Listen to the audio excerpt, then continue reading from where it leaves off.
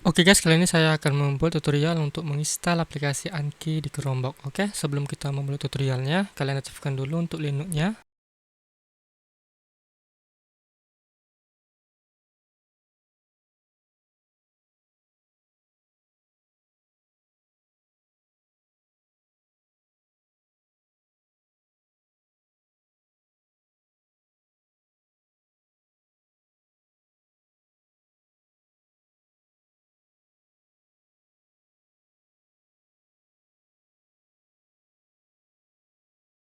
Setelah itu kalian buka blog saya, willgovetech.site, dan kalian klik yang how to install Anki on Chromebook.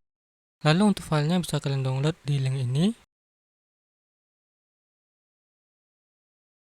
Dan untuk tutorial ini saya menggunakan file yang Qt6.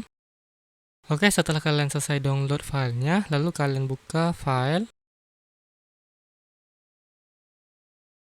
lalu file download, dan kalian copy untuk file Anki-nya, dan kalian pastikan di file Linux.